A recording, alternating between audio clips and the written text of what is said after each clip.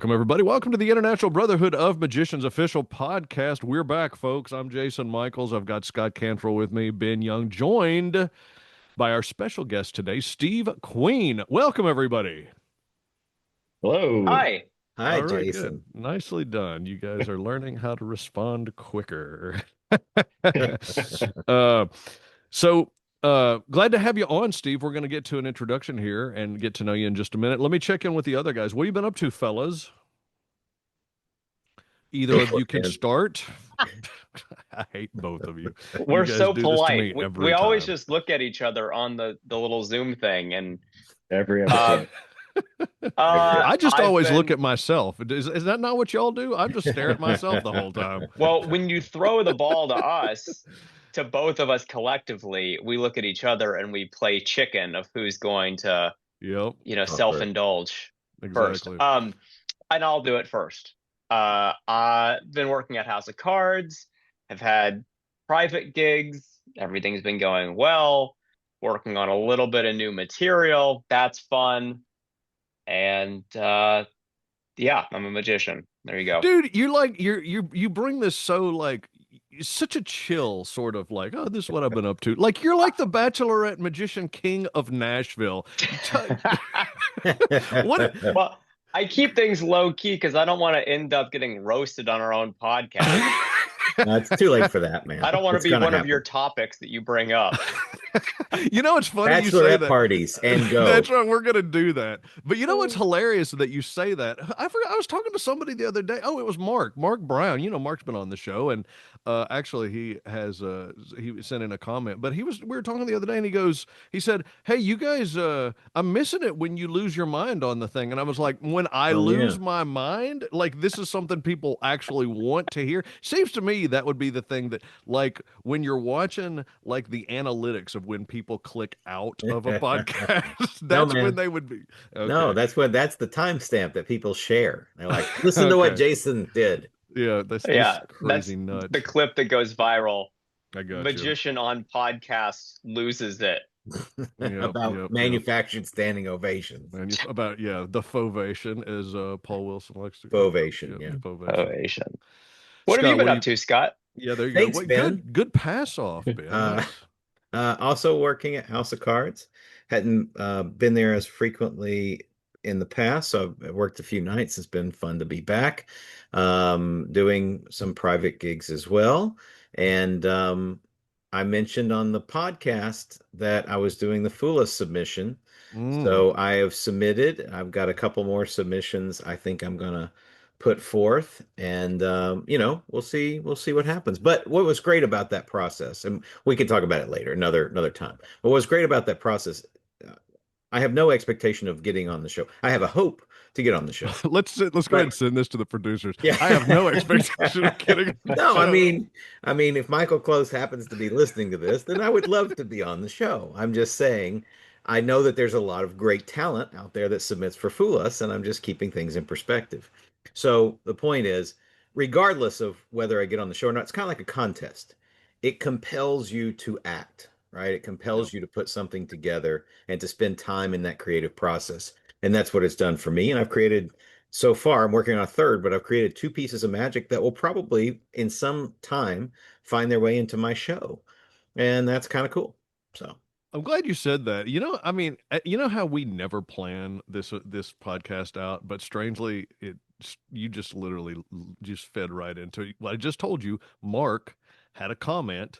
Here's his comment, and it was about you submitting to Penn and Teller Fool Us. Mark Brown, one of our, he's been on the show. He's a listener. Um, there apparently we have two. Steve is one, and Mark is the second. um, here's what he said when we posted on our Facebook, the IBM Facebook said did about Scott's Penn and Teller Full of Submission. Scott has three decks of cards, two normal, one blank faced. Penn and Teller each pick one card from one of the normal packs. All three decks are returned to their box, and Scott juggles all three. Or as Kevin would like to say, jiggles. You jiggle all three of the boxes. While juggling, he is able to magically move each selected card to the blank deck. He stops juggling, spreads the normal decks, and both Penn and Teller confirm their selected card is gone. He finishes by spreading the blank deck, and the 2 selected cards are now amongst the blank cards. That's actually a pretty doggone good It's a cool trick. idea. It's a really great idea. And I've thought about, I may try to put this together. Mark is a dear friend. So just to appease Mark and kind of as a creative test, just to see how I could maybe put that method together. So I've thought about it. I've thought about what the method would be. I think I've got 2 or 3 answers on how that could be done well. So who knows? Mark, thank you for the suggestion, and I'm working on it.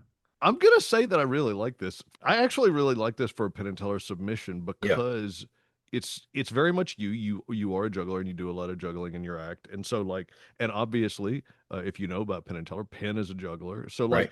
and there's something about combining your ability to juggle into a magic trick that I find really cool there. It's a great idea actually. So Yep.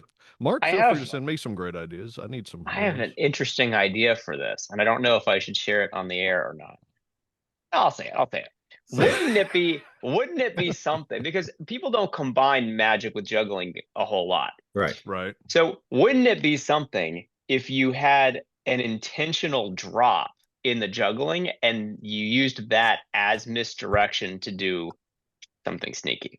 Mm. That's a very good idea. That'd be such a good moment to do Or, you know, something. what if you had an intentional drop and the intentional drop, well, obviously it wouldn't be appear to be intentional, but you would actually there would be some sort of a callback to it in the trick itself. So part Right. of like Like it was the predicted or actual something. climax of the trick. Mm, That's mm-hmm, a fun idea.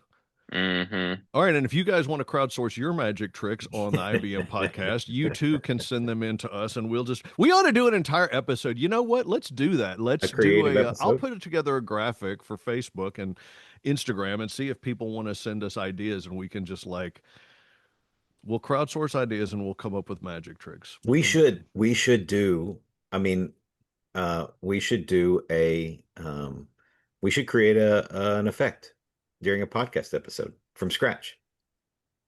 What did I? Didn't I just? Oh, is that what you said? Sorry. That's what he said in more words. More words. Okay, got it. All Yeah. right. Understood. Got it. Well, All right. who needs Chat GPT when you can just crowdsource it?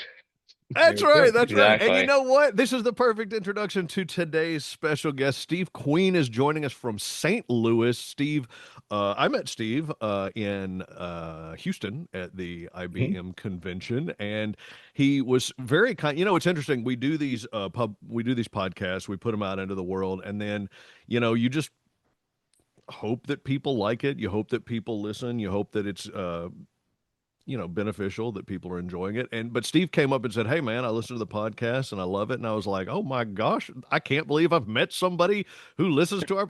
I literally was like, "Scott, come here, come here, come here, come here." And I This is the called Ben. guy. I was like, "Ben, I met the guy, the one guy." So, but Steve was so kind, and since then, Steve has been. I mean, he gives us great feedback online.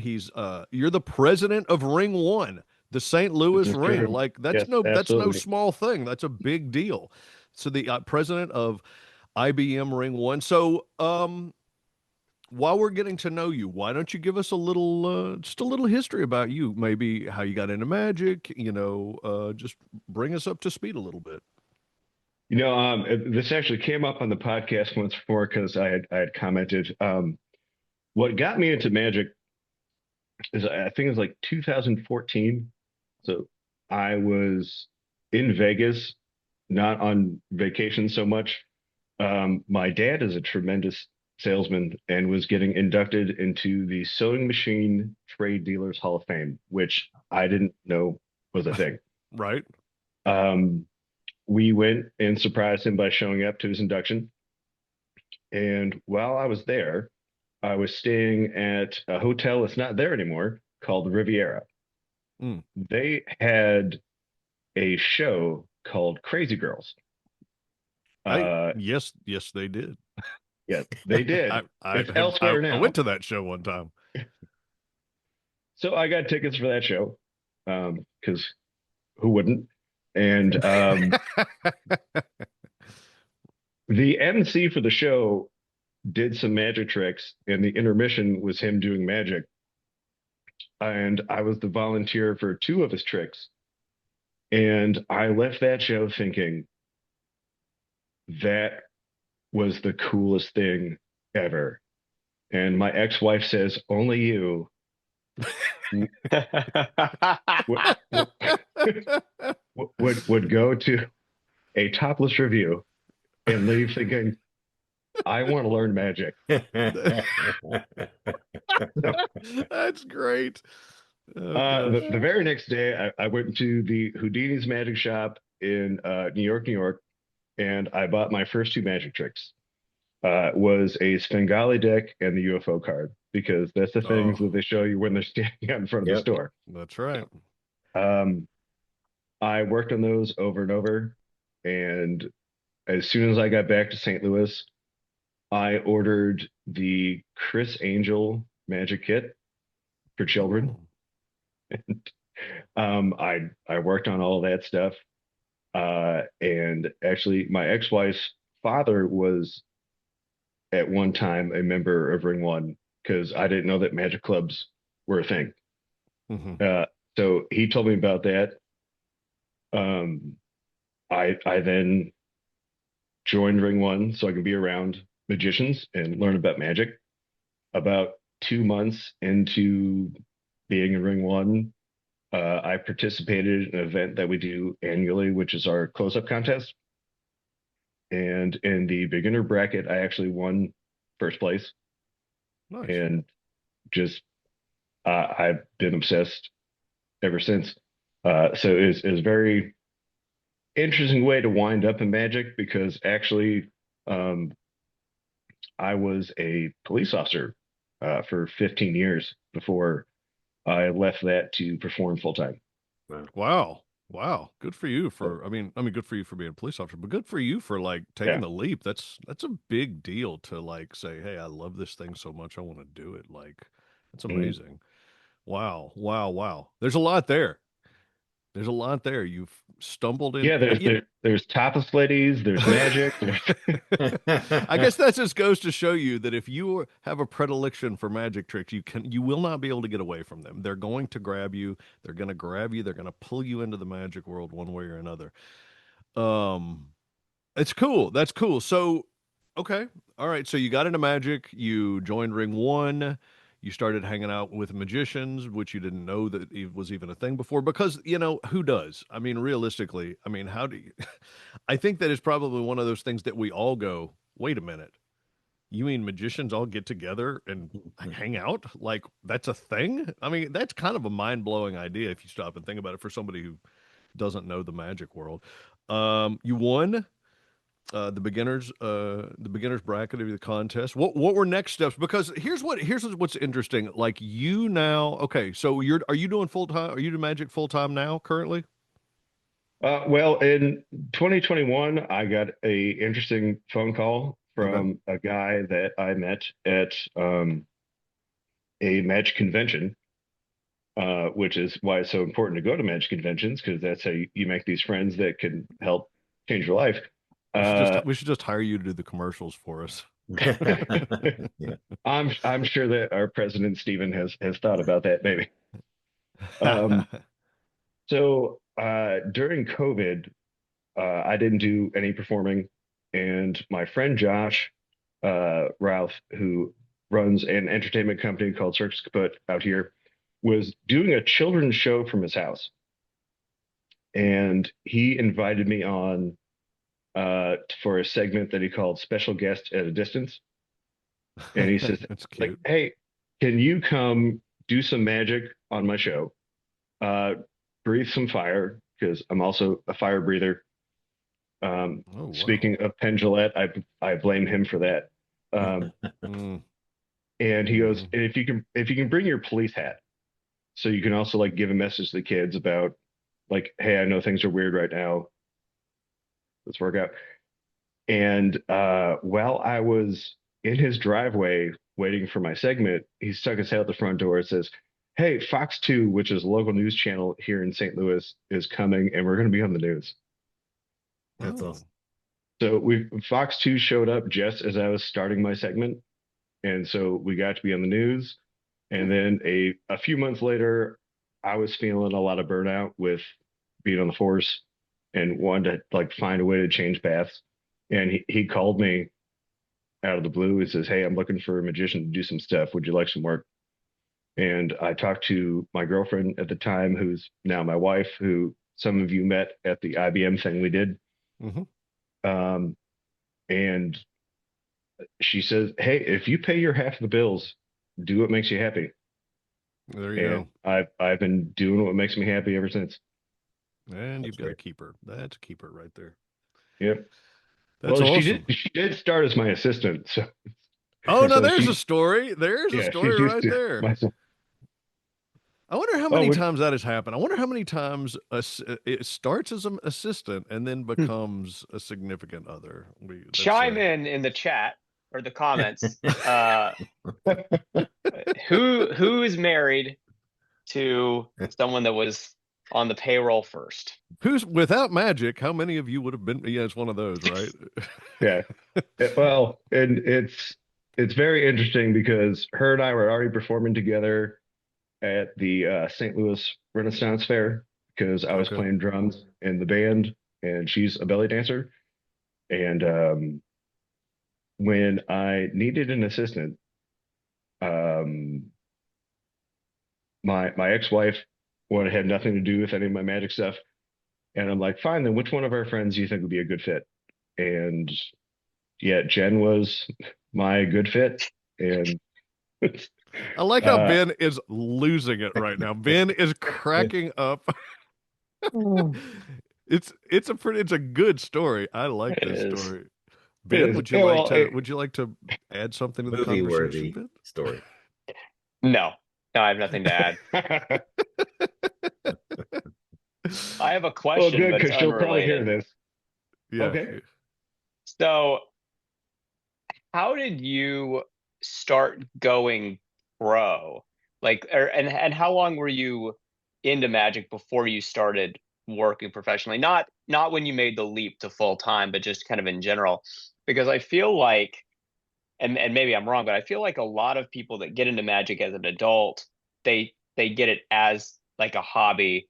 Um, they already have a career. They don't really have an. Maybe they do a few shows here and there, but they don't really have a desire to go full time, um, or even do it professionally at all. And so, and people like me, I've been doing it since I was 12, and so booking shows was something that started happening really, really early on. So how did you sort of get into the like semi-pro space? How do you take that like leap from the, or not a leap, but how do you go from hobbyist to semi-pro to pro? Well, I think the having an agent really helped because I did a few gigs on my own that were just referrals of like a friend of a friend is like, hey, I know a guy who does magic because I remember my first ever paid magic gig was at a church on my own, and you don't know what to charge, Hmm. and you typically your first gig, you wind up working longer than you told them that you would work for because you're just so happy to have the job. Um, so having an agent really helped with that because they handle all the things that a lot of performers don't want to deal with, like finding the job, making sure they pay you. And that helped out a whole lot to make that transition. And I also found out with, doing magic full time that when you're a full-time performer, the more things you know how to do, the more work you get. So I Hmm. did like learn additional skills like I juggle, I do balloon twisting, I do stage shows, I do stilt walking, hypnosis, Wow. fire eating and breathing. I've been a mime, I've been a human statue. I made myself available so that hey, whatever you need, I can do it because I want to work. Yep. That reminds me of what they teach actors. Always say yes. Yes to Yes. everything. Will you cut your hair? Yes. Will you appear nude? Most actors, especially at the beginning, yes. I mean, it's like whatever it takes in order to get the work. I don't suggest that magicians should appear nude, but I mean, hey, if you can Oh, get a gig at Crazy Girls, maybe you should. So, how'd you like that? How'd you guys like that? Did you like that? I brought that whole thing around. It was You impressive. did. And like, in fact, I shaved my beard off on Saturday for a gig so I could wear a fake beard as like as still walking Uncle Sam. That is But I awesome. already have a beard. That's fantastic. Scott, fire in here, man. Give us some stuff. Uh, no, well, I have the Riviera connection as well. It wasn't Crazy Girls, but it was Splash for me. So special place in my heart for the Riviera as the beginning point of my magic career as well, Steve. Ben, didn't you perform at the Riviera? A little bit. My only experience at the Riviera was at a party celebrating its history before it was demolished. Oh, So okay. really what Okay. you're saying is my and Steve's inception in magic and all those wonderful memories we had, you helped demolish those. Yeah, with magic. Yeah, hmm with magic. Yeah. You That's know right. what? There's a poetic justice in that. hmm Yeah, true. True. Um, Steve, I want to learn about what you're doing now. What do you enjoy most in terms of the magic that you're performing now?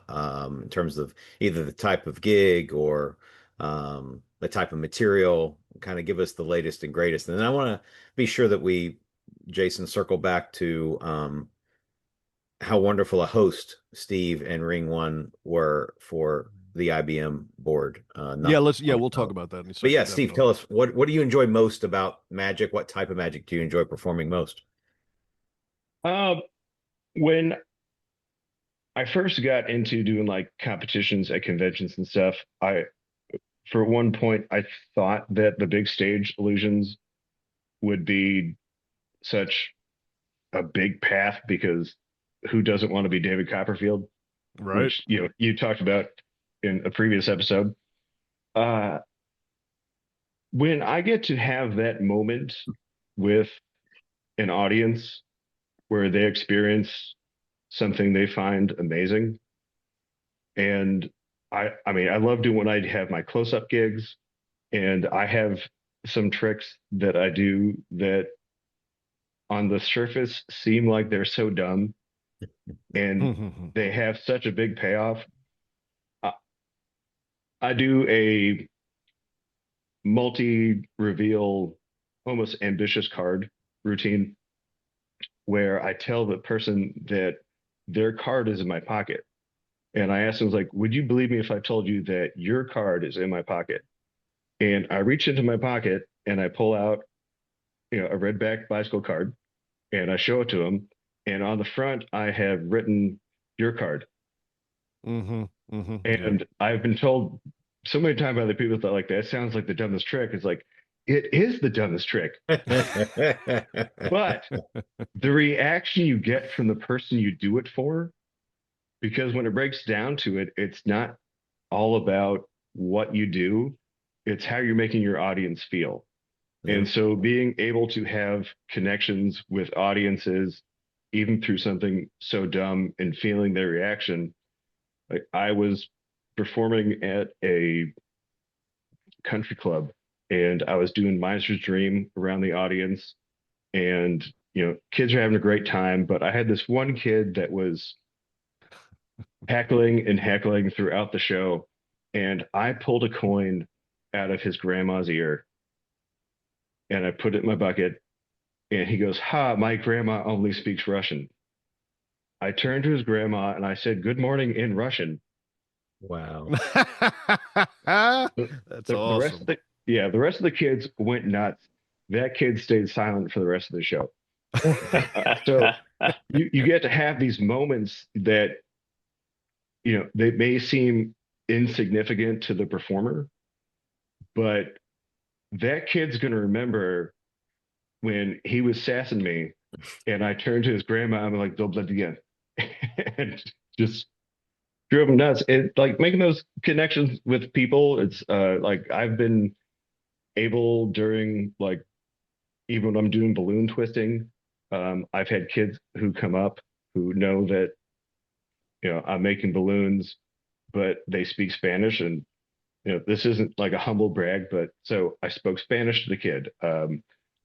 I was still Good walking grief. one day, and How I many languages do you know, dude? Uh, just English fluently, Okay. but like I met Javier Benitez a few months ago, and because he was coming in to do a lecture, and like I greeted him in Spanish. I said, "Welcome to St. Louis. I'm Steve. This is my wife Jennifer, and I'm sorry this is the extent of my Spanish." But then I also was telling him that actually I do know more, but a lot of my Spanish is law enforcement based. So I did um, Oh, gotcha. ask him in Spanish, like, "Do you have any drugs? Do you have any weapons?" And yeah, That's he got a good. kick out of that. And That's so very yeah, funny. the big takeaway for me in performing is building those moments of a relationship with someone. And like I've done sign language on Wow. gigs for actually a woman that I recognized from my police work days, um, who I drove to go pick up her helper monkey. And she looked so familiar, so she was using my balloon line. And so I'm like, "Do you have a helper monkey?" Or no, a helper monkey. And she's like, "Yes." And she remembered me, and I actually made her a balloon monkey. So it's the big takeaway for me is building relationships through your performing. I just And it's I just so hope validating. someday I just hope that I get to turn to somebody and say, "Do you have a monkey?" And I hope Helper monkey. no, I want to say, "Do you have a monkey?" Because Oh, I I see. think that would just be fantastic. Oh, That and I don't know what this monkey does for her because I went with her to pick up that monkey before I took her back to the police station to wait for her ride after her car accident. And the monkey doesn't know sign language. And it was like a tiny little spider monkey that I have no idea what it does for her. But she has a helper monkey. I'm sorry. This is just a surreal conversation, and I'm loving every minute of it. Like, I'm happy to oh help. God, I'm great. here. Wow, I As This is the is monkey. why It's building relationships. that's uh, fantastic. This is why when Jason said, "Do you want to be part of the podcast?" This moment is the reason I said yes. yeah, this is it. We This. finally got there. Been Yeah. waiting. I'm Oh. looking at the analytics, and this is the point where people stop listening to the podcast.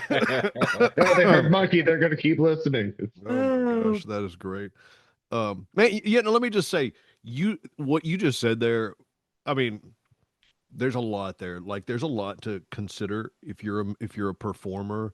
No, The you're gonna say if idea you're a monkey. I'm if you're a sorry. monkey, there's a Go lot to ahead. consider. If you step in front of audiences, if you do close up magic, whatever, about making connection with your audience. I mean, it's it's it's just so important, and it's not something everybody does well, but it's really great what you just shared. I like it. I love it. I love what you just shared. I And think it's really good. it comes from, I think it comes from having a lot of reps in and being able to look past the material and be in the moment, right? And actually be able to connect with the people, instead of just flying through your script. Do you feel like your experience on the force helped you as a performer? Because I would imagine you're in a lot of like high pressure situations, a lot of adrenaline, and similar things to how people feel when they perform. Do you feel like maybe being in those experiences like allows you to stay calmer and more in the moment when you're There, performing? there's also the social side of being, working with the public, not just Yeah, performing. I that's mean, true. like I mean, I'm guessing that you're constantly talking to people when you're in sort of that sort of a policing situation. Well, absolutely. I know that for part of my career as a law enforcement officer, I was a school resource officer at a middle school, Okay. and Great. I would use magic tricks with the kids because if a kid was in trouble and like they're in the principal's office, I didn't really have anything to do with that because they're not in trouble with the law, they're in trouble with school. But sometimes be like, "Hey, can you sit with him for a minute while I go get something?" Yeah. And I take out a deck of cards, start doing things, and I got known around the school for being the magic cop. Mm. And it helped me work on my magic while also telling the kids, like, look, I'm a person first and not just the uniform you see. And so like the kids loved me and I got to, make lots of great relationships with them seeing that, oh, this police officer isn't just a uniform, he has other skills.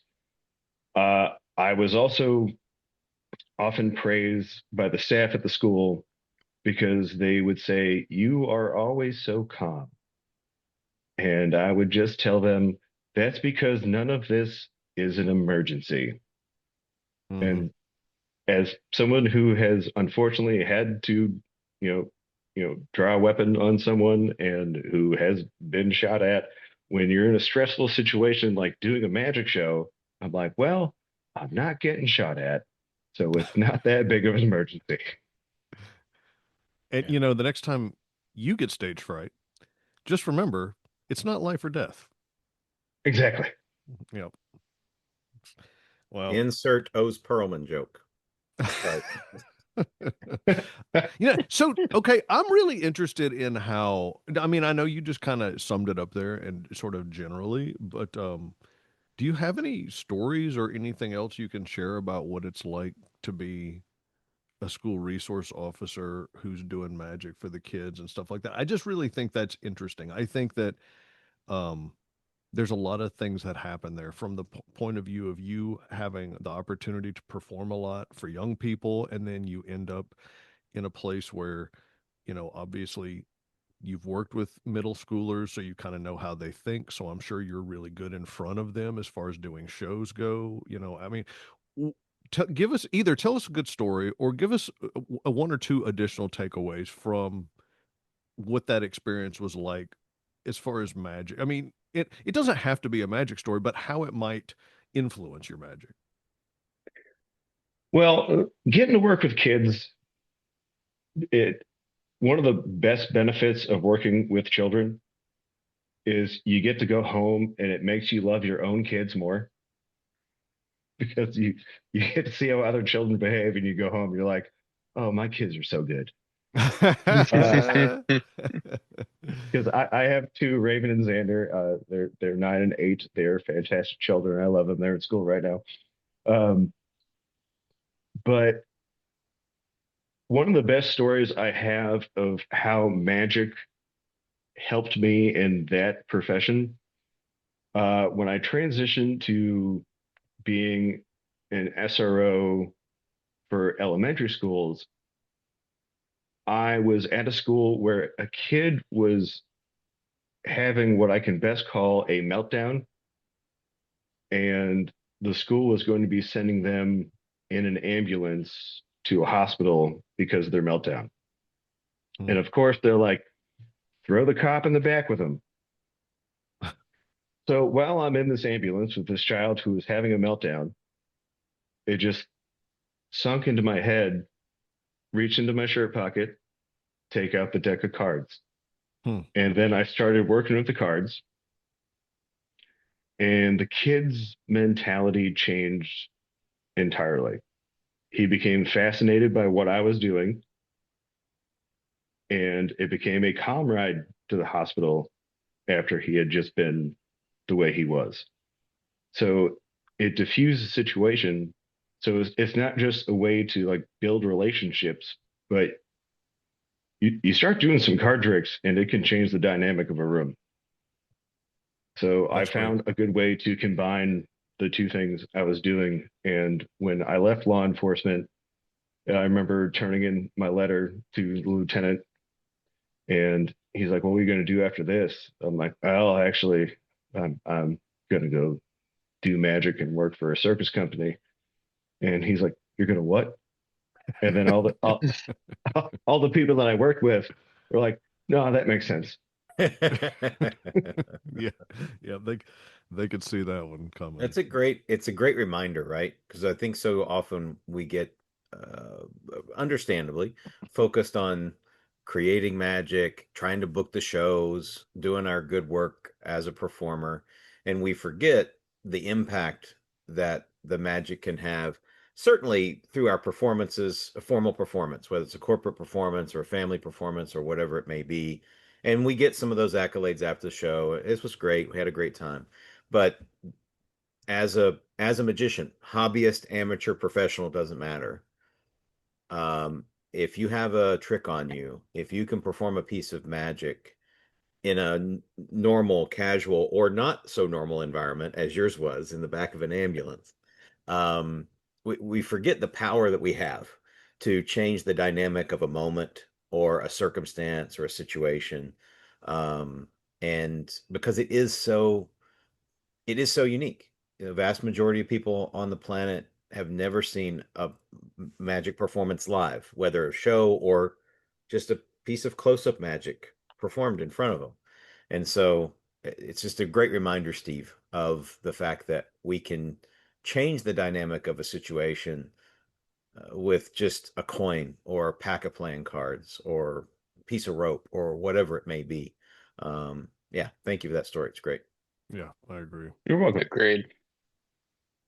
Scott, you and I were at the IBM mid-year meeting earlier this year. When we have our mid-year meetings, we oftentimes hold them in the cities where our convention is going to take place later that year. So our mid-year meeting was in St. Louis, and we had a great experience in St. Louis. Why don't you tell us a little bit about that, Scott? And then I want to hear about how Steve, since you are the president of Ring One, like you guys were pivotal as part of that experience. I just want to kind of have that whole story retold. Yeah, so I remember being, I think I was at Magi Fest, and Matt Stanley, another board member, came up to me and said, "Hey, we've heard from Ring One, and they're doing an event the same day that the whole IBM board gets there, kind of to honor and celebrate the fact that the convention's coming to St. Louis and to celebrate the board members who are there." And I thought, this is fantastic. This is so cool and such a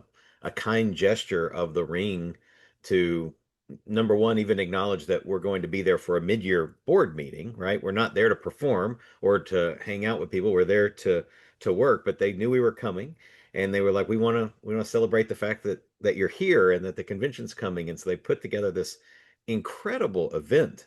And Steve, I know that you and the leadership team at Ring One were integral to that. And I want you to kind of talk about how Mhm. that came to be. But it was a phenomenal experience. The decoration in the of the meeting space was fantastic. The food was fantastic, and then you guys organized a show and invited some of the board members to be a part of the show if we wanted to. And so I don't know how many performers there were, but a dozen or more performers stood up and did a few minutes, and people were invited to the show. It was just a really spectacular way to kick off that board meeting. We were talking about it the whole time. Anyway, this is an opportunity for me to say thank you again publicly to you and to Ring One and to all the people who organized that on behalf of the IBM, and in particular the committee and the board. Thank you for that honor and celebrating the fact that the convention's coming to St. Louis, kind of coming back home, so to speak, to Ring One. Of course, the IBM is headquartered in St. Louis as well. So there's a lot of great ties between the organization and that city. And of course, Ring One is paramount to that. But maybe speak a little bit to your experience and kind of how all that came to be. And thank you again. Yeah, I took over as president if my cat would just shut up. Um, I told my wife because she's out of the house, I was like, "That's cat has to shut up while I'm doing this. He's already been to That's funny. bed. He's That's lying." funny. We Honestly, can I hadn't get I married. hadn't heard of the cat up until you said cat, and then I'm like, is there Yeah, a cat? There's a cat? no, he loves to meow. It's his thing. Wait, Um, this is a friendly neighborhood podcast. We can have yeah. cats. Yeah. So I guess if I rewind back to how I became president, Yeah, do it. um, I had been a member for a while. I'd been on the board a few times before, and Now I we keep it we now that cat. I can hear the cat. no, you I can't could not not hear the hear the cat. cat. I couldn't hear the cat until Hey, now. this And now this that cat is this is going to be your cracking me best up. I podcast ever. love it. Kelly, shut up. I don't know. I've always felt like this podcast is the cat's meow. So Oh gosh. Oh, I see Okay. what you Wow, did there. there you go. All that, right. come on, that Okay. wasn't so bad. Yeah. On this pod, that was pretty good. Yeah. All right, keep Well, going, Steve. Sorry. I was talking to who's now one of my board members and our territorial vice president, Mike McClure. Yeah. And we were discussing the club and how we love the club and we love Magic and the direction we like to see it go.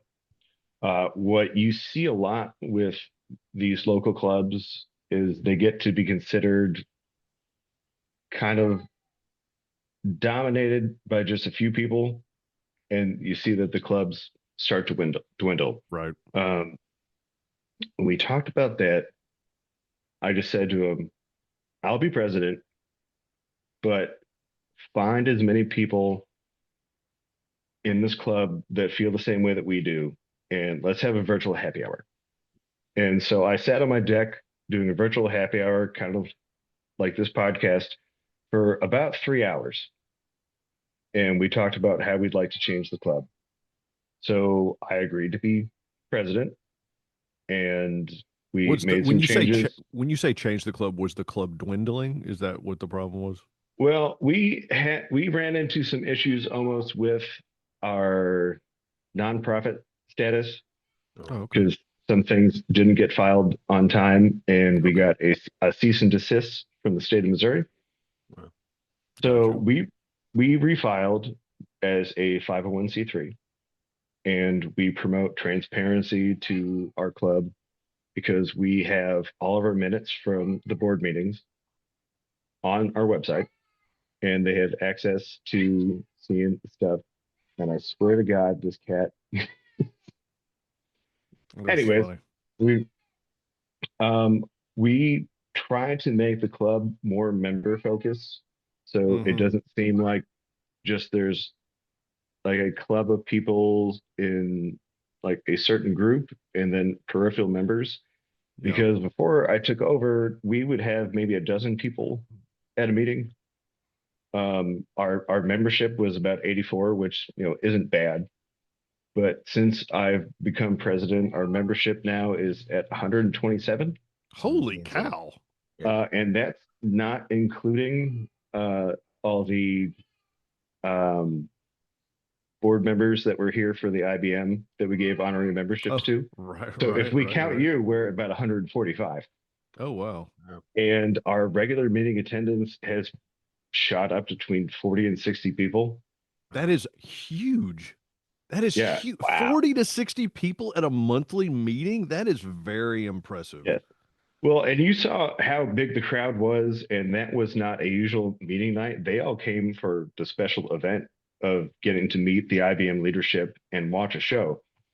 We changed things up where we have more open mic nights. So if people want to perform something in front of the group, they can come and perform.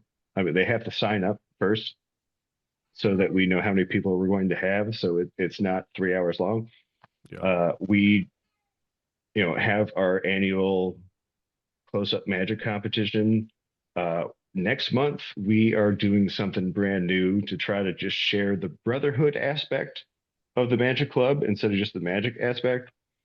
We have a show that we're doing at our venue where the people who volunteer to do the show aren't actually going to be doing magic. It's showing that our members, have other hobbies as well. Cool. I know my vice president, Tim Shigitz, is going to be playing some music. I'm going to be doing some sideshow stuff just to mess with my secretary because she didn't think my razor blade routine was entertaining. So she gets to watch me hammer a nail into my face. Like my wife's going to belly dance. I know we have another member who's going to do some hula hooping. So it's just to show that our members have other things. And so we just keep trying new things. And I treat every meeting as a small magic convention that they all get to go to for $20 a year. Yeah, And that's so awesome. I bring my enthusiasm, and I'm constantly thanking them for being there and thanking all my board members because I can't do what I do without them. Yeah. And so I just have worked very hard to get rid of the negative aspects that some magic clubs experience when you have certain people in power that don't really focus on the members. And now I'm focusing on the members. And not only has our membership shot up, our attendance has shot up. And I believe we're one of the most successful rings in the IBM.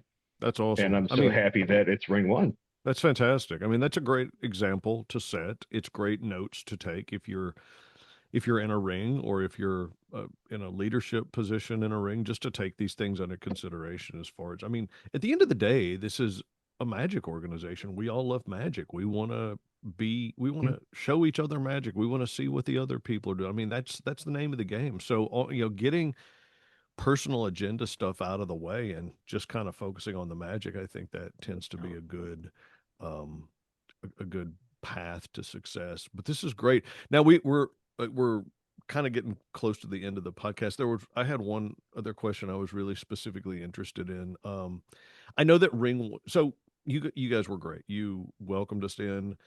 I know that there's a lot of excitement about the IBM convention coming to St. Louis. And I also know, because I've spoken to International President Stephen Levine, and he is he just his praise is effusive. Like, he is really heaping praise on Ring One because, from what I understand, you guys have some plans for how you're going to be involved with the convention. And I know that there's some folks who are volunteering and helping out. Do you guys, is this something where it's just like members of Ring One are going to participate and kind of help out? Or is there like a initiative where it's like, oh no, Ring One, this is what we're going to do for the convention? How are you guys?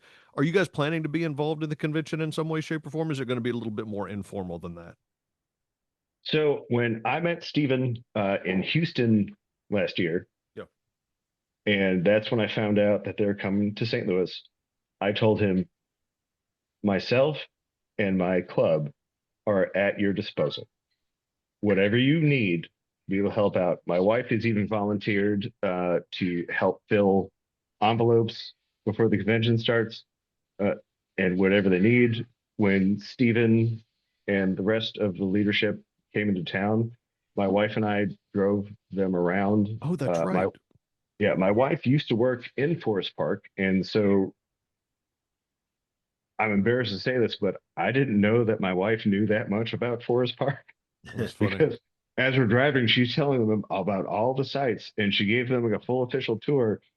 And then they asked to see another location we have near St. Louis that is out here. It's referred to as Main Street St. Charles, but it's historic St. Charles with a lot of the French buildings since it was the first capital of Missouri. Oh, So cool. we took them to that, and we accidentally wound up taking them to a Mardi Gras parade. I bet they like that. Now, I know Stephen Levine, and I know They did. he likes a Mardi Gras, man. He likes a Mardi Gras. Oh no, I bet it Tina was fun. liked it Like, too. oh, Tina loved it too, and then we realized like, hey, we should probably go to some lunch because my wife is really enjoying all the candy that they're throwing on the street. It just knowing that the convention is coming to St. Louis, I was so excited about it, and my club is so excited about it. And I know sometimes you get clubs that get upset that there's going to be something bigger than them coming to town. And we Hmm. don't see it that way. We see that like we're increasing our magic presence in St. Louis and Absolutely. like with the whole world because this is an international club. So we started an ambassador program. During the ambassador program, which are people who I'm not trying to, flout my position as president, but there are people who are handpicked by me who I want to have a pro IBM stance, pro Ring One stance, good things to say about St. Louis, because even Hmm. I can say some bad things about St. Louis, but I won't be saying them at the convention. I worked in law enforcement for 15 years. I have bad things I can say about St. Louis. That's funny. But uh, so that you saw when you're at the hotel, they had the food options there, Hmm. and we're working on food truck things. We've also gone through like a list of places that are near the hotel. So it would be easier if someone's like, well, I don't want to eat at the hotel today. Is there somewhere close by I can go? not just to get food, but they also experience a part of St. Louis to get Yeah. the St. Louis culture. Nice.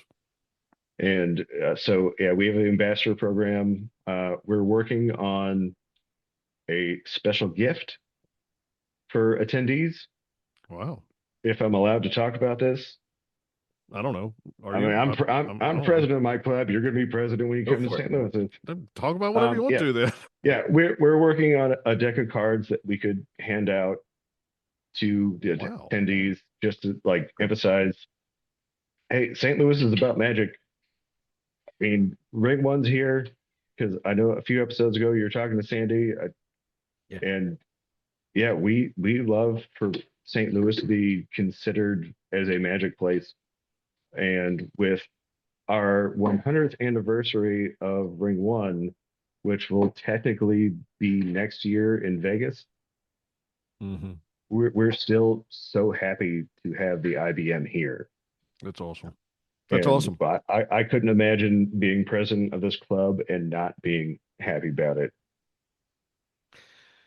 Well, it's super cool, Right. and I love the fact that you all are as excited as you are to. I think that just is going to. The closer we get to the convention, like it's one of those things that as we get closer, like I start seeing, I'm seeing videos from the performers. I'm seeing videos from all these different people. I'm hearing the excitement about people are getting excited about this convention. And I think this, and since we were at the mid-year meeting and we did get to see the hotel and what the hotel is like, this is a cool place. And I think it's going to be a great place for people to hang out and just love them some magic. How'd you like that for a sentence? Love them some magic. Anyway, it's very exciting. Now we are kind of on the tail end of this podcast. Scott, Ben, did you guys have anything you wanted to throw in there before we kind of start wrapping it up? I'll just say real quick, just thank you again, Steve, for the hospitality you guys showed us during the mid-year event. It was fantastic to meet the whole club. Everybody there was so welcoming. It was incredibly impressive in terms of the number of people that you have engaged in the club, and certainly a model for the other rings around the world to follow. So, we need to do our part as the international group to distill some of the ideas that you've laid out here for the other rings, just to make it, a little bit more clear on how you were able to have that success. And maybe not everybody's going to have that success, but if they just take one or two ideas that you guys are doing well and apply them, it could be meaningful. And I'll just encourage everybody who's listening and watching to be with us in St. Louis. It is a great venue, and we have a fantastic host ring helping us out. Absolutely. I don't think I can add anything to that. That was great. I'm so But I glad do you were love, here. but the level of, I mean, Scott said the word engagement. The level of engagement you have in your ring is just amazing, and I love to see that. And I wish we had more time to unpack how you are bringing in new members, but maybe we'll have to talk about that another time. I don't know if we've got time on You this know what we call. should do? I like this idea. Maybe we get a couple of presidents of like three different rings that are growing and having success, and we do like a little roundtable discussion for a future podcast. We can get Steve if you'll come back, won't you, Steve? Well, considering I have this as the only podcast that I get a Spotify notification for, I Wow. I think, and I listen to a lot of podcasts, but no, I would This definitely is the come worst. back. This is the worst of them. No, this is the best. This might be the best episode you've ever had. You had stories about getting shot at. You had story. You had a cat meowing Monkeys. There's monkeys. Monkeys, cats, and helper monkeys. I mean, come on. Where else are you going to find this level of entertainment? That's exactly right. I tell you, the only other Just in place St. Louis. exactly, you might find it in St. Louis at the convention. Hey, Yes. let me mention to you, if you are under the age of 18, you can apply to attend the Lance Burton Teen Seminar, which is going on at the same time as the convention. So the Lance Burton Teen Seminar is for ages 12 to 21. If you're up to 18 years old, you can attend. You can apply to attend for free. The actual event is July 20th through 25th, like I said, during the convention as well. And man, it's going to be fantastic. Lance Burton's going to be there. Gabriella Lester, Gino Plager, all these really great magicians. They're there to help the next generation of magicians become, legendary. And so, if you're a young person and you want to attend the Lance Burton Teen Seminar for free, check it out at www.magician.org/LBTS, as in Lance Burton Teen Seminar, LBTS. That's magician.org/LBTS. All right. This has been a lot of fun, guys. Thanks so much, Steve. Always good to see you, Scott. Pleasure to see you as well, Ben. For all of us, my name is Jason Michaels. This has been the IBM Podcast. Thanks so much for listening, and we'll see you next time. Take care.